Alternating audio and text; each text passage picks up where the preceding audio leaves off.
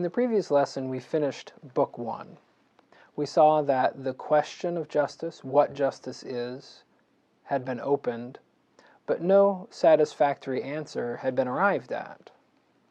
We also saw that the question of whether the just life or the unjust life is better was also raised. And Socrates defended the claim that it's better to be just than unjust, but then admitted at the end that since we don't yet know what justice is, he couldn't possibly vindicate justice yet. And that had been the end of it.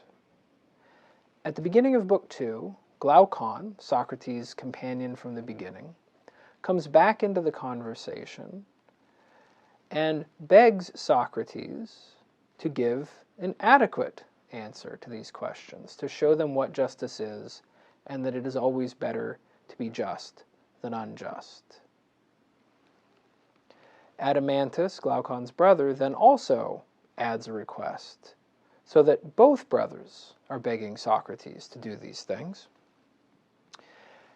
And in response, Socrates says that he will try, but then strangely proposes that in order to discover what justice is, they should build a city in speech, on the grounds that it might be easier to discover justice in a city before discovering what it is in an individual. And from that point, through almost to the end of Book 4 of the Republic, the discussion becomes devoted to the building of this city in speech. But when they first start, Socrates builds a city, which he refers to as a healthy city, or the true city. And this first rustic city that they build is abandoned. Glaucon objects to it, and they abandon it, never to return, and then build a new city, which Socrates refers to as a luxurious or feverish city. And in the process of building this city, it turns out that there needs to be a professional army or military class in this city. And this class, Socrates refers to as the guardians. And this guardian class will also be the source of the ruling class in the city in speech.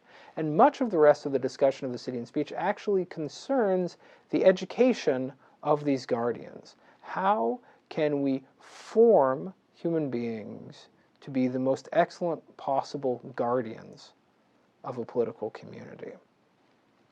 Now that education we will turn to in the next lesson. In this lesson, we will look briefly at the speeches given by Glaucon and Adeimantus, asking Socrates to defend justice. And then we will look at Socrates' proposal to build his city in speech. Following that, we'll examine this first city that they build, the healthy city, and think about why it would be abandoned. And then we'll look briefly at the beginnings of the luxurious city and Socrates' discussion of the kind of character or nature a good guardian has to have. So to begin with, we have the restated case for injustice, delivered first by Glaucon and then by Adeimantus. Because as Socrates says, Glaucon is always manliest in everything, and he wasn't satisfied with the refutation of Thrasymachus. So he interrupts and he says, Socrates, if you truly wish to persuade us that it is always better to be just than unjust, then you haven't done it. I want to hear justice praised properly. And interestingly, Glaucon says, I've heard speeches from people like Thrasymachus over and over again, arguing that it's better to be unjust, that it's better to cheat, that it's better to be unfair, to take as much as you can for yourself. I know those speeches up, down, sideways. I've heard those, but I've never heard justice praised adequately. And if anybody can do it, Socrates, I think it's going to be you. And then to set Socrates up, as it were, for delivering a proper case for justice, Glaucon says, I am going to speak vehemently in praise of injustice. I will revive the case for injustice, not because I believe it, Socrates, but because I want to provoke from you, finally, an adequate response. And he adds, he says, I want to hear justice defended for its own sake. This is a very important point. Adeimantus will bring it up too. Both Glaucon and Adeimantus in different ways say that whenever fathers or authorities praise justice, what really they're praising are the consequences of justice. People don't ever really say that it's good to be just for its own sake. Usually what they'll say is things like, if you're a just person, if you're a fair and honest person, then other people will like you. They'll be friends with you. They'll do business with you. You can get ahead in life. You can gain office. If you have a reputation for being just and fair, then you can be successful in life. Whereas if you're unjust, if you acquire a reputation for injustice, people will revile you, they'll blame you, you'll suffer punishments. You won't succeed in life. But both Glaucon and Adeimantus reject this way of praising justice and blaming injustice because they say, in effect, it's all extrinsic. And in fact, Adeimantus brings up, he says, even poets and great authorities will say, injustice and immoderation are profitable. It is profitable to commit a crime and get away with it, right? Because you have more stuff. It is profitable or beneficial to be immoderate. You have more pleasure in your life. You get to enjoy yourself more. So immoderation, injustice, those things are privately beneficial or personally beneficial. But they're shameful. They're shameful things. It is much more noble, it is much more admirable and right to be self-controlled, to deny yourself, to be just, to be fair. Those things are what's admirable. And so you see that the traditional authorities drive a certain kind of wedge between what constitutes honorable behavior and what constitutes profitable behavior. And this necessarily raises the question of, well, what kind of life do I want to live? Do I want to live the kind of life that gets me praise, even if there are no intrinsic benefits to it? Or should I actually pursue my private benefit wherever I can? So let me go through a few details of these speeches. As Glaucon says, and Socrates agrees, that most people don't think justice is good for its own sake. They say you should be just because it has these beneficial consequences. And Glaucon says, I'm going to tell you a story about where justice comes from that can explain this. And Socrates, I'm going to make the argument that deep down in their heart of hearts, everybody's really unjust. That if you gave a person the power to do whatever they wanted, they would start taking things that belong to others because they think those things are good, right? And they're only just because they're constrained to be just. Now, I'm not going to go through a lot of details here. This is a very well-known part of the book, but it's also one of the parts of the book that's most immediately intelligible to an ordinary reader, so it doesn't really require a whole lot of explication. I want to just highlight a few things. So, first of all, Glaucon tells the story about the origin of justice that's very similar, for example, to what you might find in the political philosophy of Thomas Hobbes. Glaucon says, look, by nature we're all self-interested and we try to get whatever we can for ourselves. But the problem is that in the kind of basic human condition, in a sort of anarchical human condition, if everybody just followed nature's promptings in this regard and pursued their own interests, then everybody, or almost everybody, ends up miserable. There's going to be constant fighting, constant struggle. So even though you're pursuing your self-interest, you're doing what nature bids you to do. It's a terrible situation because it's a war of all against all. And so human beings, very early on, figured out that if we wanted to have any security in life, we needed to make a convention, a compact, an agreement. I won't hurt you if you don't hurt me. I'll keep my hands off your stuff if you keep your hands off my stuff. Not because that principle of behavior is good in its own right, but because it's a rule that people have to agree to if there's to be any peace at all. So it's an agreement rooted in self-interest.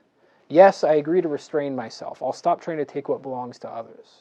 And in that sense, I'll settle for less than nature bids me take. But in return, I enjoy the security of knowing that other people won't try to take anything away from me either. And Glaucon says that's the origin of justice, this basic kind of notion of reciprocal fairness. Don't do to others what you don't want them to do to you. And that's the basic agreement that's at the foundation of human society. That's at the root of all laws. But Glaucon says, obviously, it's not an absolute rule. It's good for its own sake. And anybody who is resourceful and manly enough to find a way to break that rule in order to get more for himself would have to be crazy to restrain himself. Why not take more? Why not do what nature bids you to do? Right? So this social compact that's at the root of justice really serves the advantage of the weak. But it has no claim on your conscience. It's just a rule of social expediency. And that's why Glaucon says that if you gave a just man and an unjust man equal power to do whatever their hearts desire, you'll find that both will act unjustly. That's what's really going on in people's hearts. And here he tells the story of the ring of Gyges, a story about this ancestor of Gyges who is a shepherd. He finds a ring. He discovers that the ring makes him invisible. So in other words, it makes it possible for him to do what he wants without detection and without sanction. And what does he do? He uses the ring to make himself invisible, goes, kills the king, marries the king's wife, and makes himself a tyrant. And Glaucon says, give anybody a ring like that, they will do that exact same thing. Why would anybody refrain from taking what belongs to others and doing what they want when they have the power to do it? And at the root of this speech is a conviction, or the claim, that really, when it comes down to it, everybody's after the same thing. Everybody sees that the good lies in pleasure, the good lies in power, the good lies in having as much as you can for yourself. Right? And so the difference between the just and the unjust is not that just and unjust people are after different things. It's that for whatever reason, there are a number of people who have convinced themselves or been convinced that under most circumstances they must restrain their pursuit of their own good, if only because that's the best way to win a good reputation and avoid punishment. But none of this proves that anybody cares about justice for its own sake. It's a convention that people follow in order to get by. And so then Glaucon adds one other speech. He says, and now I'll tell you a story or give you a speech to show you that this conviction that people have, that injustice is more personally profitable, this conviction is justified. And he says he'll compare the life of the perfectly unjust man with the life of the perfectly just man, and show that the perfectly unjust man is happiest and the perfectly just man is miserable. And in this is a very extreme speech in a way, because he says, well, what is the most perfect injustice? It's a little bit different from what Thrasymachus said. Perfect or complete injustice consists in maintaining a reputation for justice and fooling everybody, while at the same time committing injustice whenever you can get away with it. So an unjust life masked by the appearance of justice. And Glaucon says, a clever person who lives this way will enjoy a great life. He'll have a good reputation, so he'll be powerful and successful in his city. His family will be prominent. He'll have good connections. He'll be rich, all those kinds of things. He'll live a long life. It will be pleasant, and he'll die in his bed, basically. That's the perfectly unjust man. Why? Because he gets all the benefits that come from having a reputation for being a good guy, and he gets all the benefits of breaking the law whenever it's beneficial to him and he can get away with it. So he gets the best of both worlds, the fruits of injustice and the fruits of a reputation for justice. So that's the perfectly unjust life. What's the life of the perfectly just man? That's a little more complicated. Glaucon says, well, what's a perfectly just man going to be? Well, in the first case, he's going to be somebody who wants to be just for its own sake, who wants always to do the right thing. That's the perfectly just man. But he says if you want to understand the quality of that man's life, you have to strip the reputation for justice away from him. Because if he went through life with everybody thinking that he was a good and honest and just person, then he would get all of the rewards that come from having a good reputation. But if he got all of those rewards, all those external rewards for being just, there'd be no way to know whether he was truly just for its own sake or whether he was really just being just for the sake of the external rewards. So if you want to test somebody to see their true devotion to justice, you have to strip all the external rewards away so that all he is left with is the justice in his soul. And so what Glaucon says is, so for the perfectly just man, he's going to be just in his heart, want to be just, but we need to give him a reputation for injustice so that he suffers all of the things that people reputed to be unjust suffer.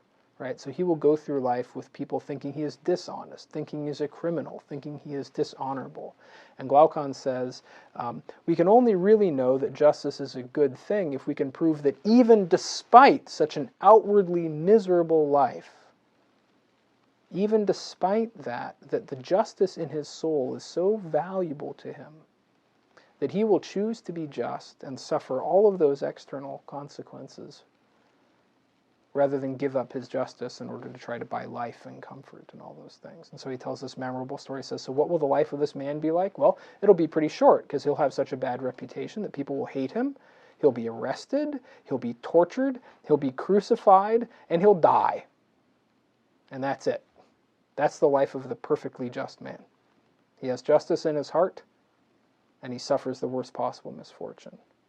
This is a very extreme request, then, because Glaucon's basically saying, show me that the just man on the rack is happier than the unjust man who's successful, comfortable, and lives a long life, dies in his bed. Yeah, but he really says, but you really have to do something like that, Socrates, if you're going to prove that justice is good for its own sake. So prove to me that justice in the soul is so valuable, so necessary for living well, that it outweighs everything else. That's his request. At this point, before Socrates can say anything, Adeimantus joins the conversation and says, well, there's another thing that needs to be added here, Socrates, because, in fact, and this is something I've already mentioned, if you think about the ways that traditional authorities, fathers, and poets praise justice, if you think about the conventional opinions, they actually teach the same thing that Glaucon was just saying. Because when we look at the poets, when we listen to our fathers, all we ever see justice praised for is for its rewards. The rewards that come from people, and then the poets will also add that the just man will be rewarded by the gods, right? That the gods will give him prosperity in life, and when he dies, will give him a happy afterlife. Whereas what happens to the unjust man? Well, he suffers misfortune in this life, and then after he dies, he's punished by the gods. So the traditional praise for justice and blame for injustice entirely has to do with their external consequences. No authorities show in any clear way that justice in its own right is so valuable as to be choice-worthy above injustice, regardless of external consequences. And he says, but you know what, it's actually worse than that. Because if you read the poets, you find out that, in fact, the gods are kind of morally arbitrary. You know, in Homer and other places, we find that actually it turns out that the gods sometimes send misfortune to just people. And they sometimes send good fortune to unjust people. And even worse, it turns out that if you have a lot of money, oftentimes you can make sacrifices of various sorts to bribe the gods. So if you commit an injustice and the gods are going to punish you, if you make the right kind of sacrifice, you can actually buy off the gods so that you're not punished. So the gods are either morally arbitrary or bribable.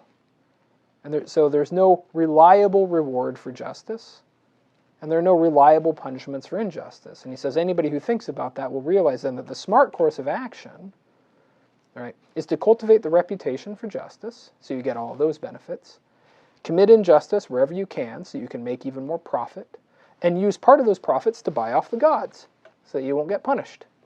You follow that course of action? Great. And if somebody were to object to this and say, well, but it might be kind of difficult, the response would be, yeah, well, maybe it would be difficult, but it'll be worth it, because you'll live a great life. And if somebody were to say, well, but the gods will catch you and they'll punish you, then our response would be, well, you know what? Maybe the gods don't exist, in which case it doesn't matter. Or maybe the gods exist, but they don't actually care about what human beings do, in which case, again, it's irrelevant. But if gods exist and they really care about human behavior, everything we know about them comes from the poets and the laws. And those poets and those laws are the same ones that tell us that the gods can be bribed. Right? So unless you can show me some other source of knowledge proving that the gods are reliable enforcers of justice, then the argument must be that the life of injustice, of successful injustice, is better, will make you happier. And of course he adds again, Socrates, I don't believe this. Glaucon doesn't believe this. We want to believe that it's better to be just, but we have never heard an argument that actually proves that justice in its own right is the most valuable thing you can have in your soul. And we want you to prove that. So those are the requests that the brothers make. Set aside external circumstances, extrinsic rewards and punishments. Just show us the power of justice in the soul and the power of injustice in the soul, and show us that justice is superior. And although they don't say this, it's pretty clear that what the brothers are really looking for here is an account of the human soul and of happiness, or the human good, which shows that being just is necessary for living well. Right? They're not just searching for a definition of justice. They're searching for really an altogether new account of happiness, of what happiness consists of. Because if happiness just consists in power and pleasure and having lots of stuff, then I think it's been pretty conclusively shown in the Republic that the case for injustice will always win. Because the successfully unjust person will always have more of those things. So if, in fact, the best life is a life of justice, Socrates needs to reveal for them some kind of conception of the good for human beings that transcends material goods and the goods of the body. Some conception of happiness that depends decisively upon the state of a person's soul, and shows that having a just state of soul is of supreme value. So, they're not just looking for an account of justice, they're looking for an account of happiness, and that account of happiness will require some kind of account of the soul and the good that the brothers have never encountered before. But instead of directly addressing this request, Socrates makes his own proposal. He says, in order to discover what justice is, which is not an easy task, why don't we start by building a city in speech? Since obviously we talk about human beings as being just or unjust, we also talk about cities as being just or unjust. But cities are much bigger than an individual, so perhaps it would be easier to discover what justice is if we look first to the city, and then after having looked at the city, we look to the soul.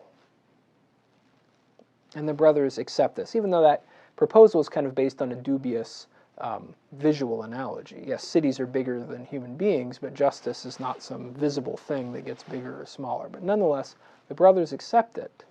Now, this city in speech is built to discover what justice is in the soul. It is introduced, in other words, as a means to a further end. But as we will see, this city in speech becomes an object of interest in its own right.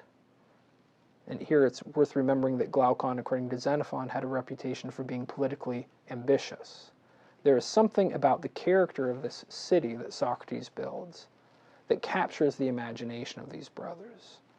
And so they want to know about it. And as it will turn out in Book 5, they even want to know how it might be possible to found this city. So what's introduced as a means to a further end, in a certain sense, at least for a while, becomes the end itself for the brothers, this building of the city in speech.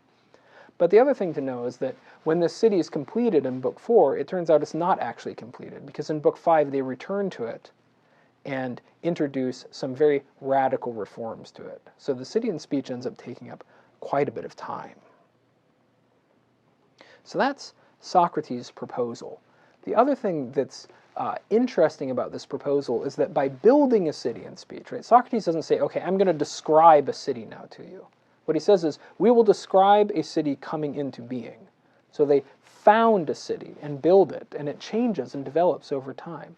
And by doing that, he's able to involve Adeimantus and Glaucon, in the conversation. They become co-founders with Socrates of this city. So instead of just being passive listeners to Socrates' proposals, he enlists them in the project of founding a city. And that also means that for a while the brothers adopt the perspective not of individuals wondering whether or not it's better to be just than unjust, or individuals wondering whether it'd be good to be a tyrant. Instead, they adopt the perspective of individuals who are responsible for founding an enduring human community. And that gives them a different perspective on things. For a while here, they will focus on the common good instead of the individual good in the building of the city and speech. Then, as I said, they start to build a city. At this point, it is Socrates and Adeimantus who are talking. And then, very quickly, abandon this first city. So what happens here? Well, Socrates says, okay, where do cities come from? Cities come from the fact that we're not materially self-sufficient. Human beings need things, and we need to cooperate with one another in order to get those things.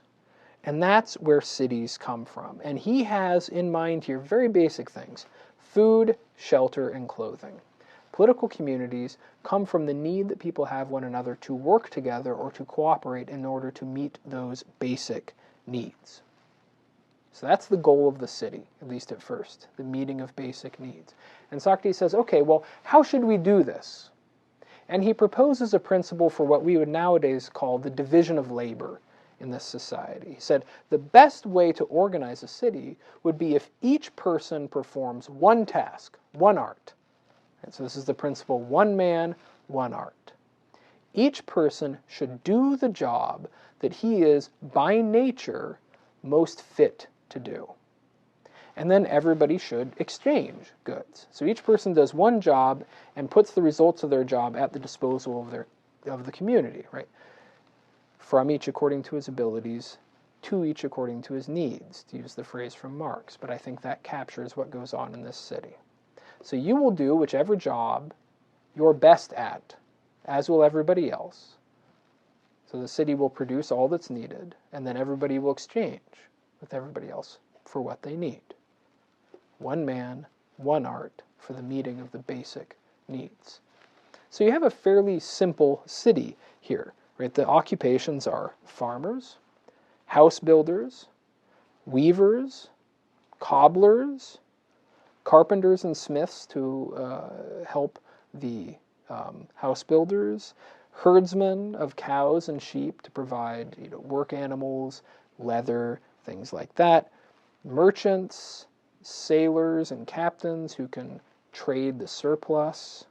You need to have some money changers and tradesmen in the marketplace to facilitate exchange.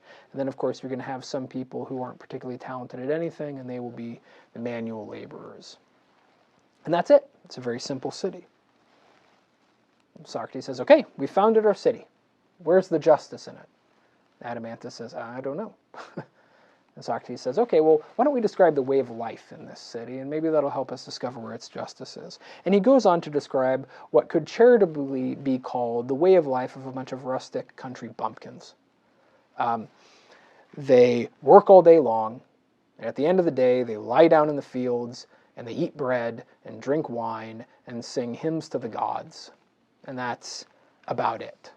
A very simple life devoted to basic necessities. And at this point, Glaucon interrupts and says, Socrates, you seem to be giving them meals without relishes. Now let me explain what that means. In ancient Greece, the staple of every meal was grain of some kind, either some kind of porridge or bread. That was the meal. You had bread and you had wine. Anything beyond the bread would be called a relish. So the original meaning of relish just means anything in the meal other than bread. But of course, especially for sophisticated, wealthy aristocrats such as Glaucon and Adeimantus, the term relish especially connotes meat, good food, meat and desserts. So Glaucon is saying, where are the relishes, Socrates? But Socrates takes him very literally here, and he says, oh, of course they'll have relishes, just like in the country. They'll have olives and cheese and acorns and vegetables. Things like that. So Socrates is acting like the person who gives you an apple on Halloween instead of candy. This is what he's doing here. So they'll have, oh yeah, that's great. They'll sing hymns, and they'll eat acorns and bread, and it'll be a great time. And Glaucon objects, saying, Socrates, if you're going to make a city full of sows, what better food would there be to fatten them on? In other words, this is an uncivilized city, not fit for human beings. Socrates says, well, what are they lacking? What do they need? And Glaucon says, well, they should recline on couches when they eat, and eat at tables, and they should have meat, and they should have desserts, and they should have all the stuff that, civilized people like me have. All those good things. Socrates says, oh, I get it. You don't want us to build just any city. You want us to build a luxurious city. It's not just enough for us to posit the basic bodily necessities. Our city needs to be in the service of more than that. Okay, very well.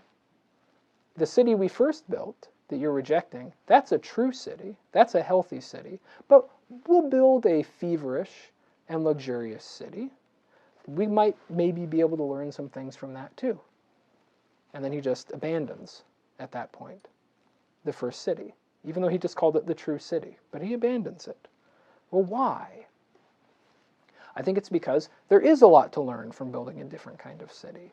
This first city, this kind of rustic commune, this healthy city, is in fact utterly unrealistic, because even though it is true that human beings have these basic needs, and even if this way of organizing the city would be the way of meeting those needs, we know that the human soul is more complicated. Human beings want more than just those basic necessities. So you can't realistically posit a political order that simply ignores those other aspects, those other human desires. This city, this healthy city, is not populated by true human beings. And what's more, it's populated by human beings who are so simple and so moderate that this is in fact a city that has absolutely no need whatsoever for justice. And that's why Adeimantus can't find it anywhere. There's no need for it. These people are so moderate, there's no conflict. There's no worries. They work, they share, they're satisfied. So this first city is unrealistic. I think one of the things that it does show, however, is that it posits that the political order is rooted in the needs of the body, even if it goes further than that. Those things must be attended to.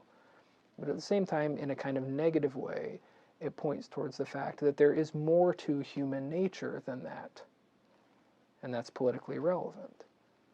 Right? The people who live in the city, in this healthy city, wouldn't have the kind of desires that drive people to question the goodness of justice, to wonder whether they should be tyrants. So we really can't learn a whole lot from it. So he moves on. And he builds this luxurious city, and he paints a picture of the luxurious city that would have looked like contemporary Athens, or it would sound like America today. It would be a city with what we might euphemistically call a growing economy, full of all sorts of occupations, all sorts of ornamental and useless or luxurious occupations. It will be full of, fancy bakers, luxury goods, lots of servants, lots of poets and entertainers of various kinds, and various providers of goods that people don't really need but that they like. That's why he calls it kind of a bloated and feverish city. It's full of everything. And as he says, it will be especially given over to the unlimited pursuit of money, right? Because money is the universal means to the satisfaction of desires. So this is going to be a city where people want to be rich, they want to get things for themselves, and they're going to spend it on all sorts of things that they don't really need. And this is important because Socrates says, well, if we're going to have that kind of city, then the territory that was satisfactory for our moderate, healthy city won't be enough. We're going to need to expand. And that means we're going to have to take land away from our neighbors. And that means there's going to be war. And if there's going to be war and there's going to be conflict, then that means we need an army. We didn't need that before. We were peaceful. We need an army. And that means our city's got to get bigger because our army needs to be a professional army. Our army has to be made up of people who devote their lives to military service and nothing else. And Glaucon says, well, wait, can't the citizens be their own army, right? What we would call a citizen militia. And that was the practice of most Greek cities, was that, the farmers were also hoplites and the like. And Socrates says, no, no, no, remember our principle, one man, one art. What occupation could possibly be more important than that which defends the city? and guards it and preserves it. No, our army, which he calls guardians, they have to be devoted entirely to military service. One man, one art. And here we have the origin of the class division within the city and speech. So we will have farmers and we will have craftsmen who provide for the material necessities of the city.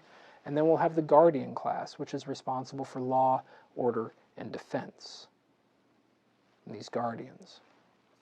And unlike in the case of the other occupations, Socrates spends a little bit of time discussing what kind of nature a person must have in order to be a good guardian.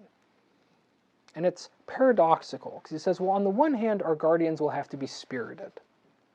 And this notion of spirit, this Greek notion of spirit, is it refers to the part of the soul which makes us, say, get angry, which makes us proud, which makes us want to stand up for ourselves, which makes us want to defend others. Spirit is that faculty in the soul that underlies courage. Right? So he says guardians will have to be spirited. They're going to have to be hardy and enduring and brave, and even harsh, because they have to defend the city against its enemies. But at the same time, if they are simply harsh and brave, then they will be dangerous to their fellow citizens, right? And instead of being like good sheepdogs who guard the flock, they'll be like wolves who devour it. So even though they have to be harsh towards the city's enemies, they must be gentle and moderate in relation to their fellow citizens. So it's a paradoxical, he says, kind of nature. They have to be harsh towards enemies and tame and moderate towards friends. Now we see the definition of polemicus come back in. And Socrates says, but this isn't impossible because we see that dogs are like this. They love the people they know, and they bark at strangers. Right? So, and it's not necessarily because their masters are good. Dogs will love their masters even when their masters are bad, and it's not because strangers are bad, because dogs will bark at strangers even when those strangers happen to be good people. He says, you see, this makes dogs philosophic. And this is the introduction of the term philosophy in the Republic. He says, because look, how do dogs define what is their own and what is not their own? He says, simply in terms of knowledge. That which they know, they like, and they define as their own. And that which they don't know, that which is alien, they hate and dislike. So they define what they like and what they don't like in terms of what they've learned and what they haven't learned. And that makes them lovers of learning. But lovers of learning are philosophers, and therefore dogs are philosophic. Therefore our guardians must be philosophic too. It's a joking argument, but it's important because it means that he drops in this notion that our guardians must be spirited, because they have to be harsh to enemies, and they have to be philosophic, because they need to be tame towards their fellow citizens. Then the next question is how to educate such natures, how to foster these two aspects of their nature. And that will be the topic of our next lesson.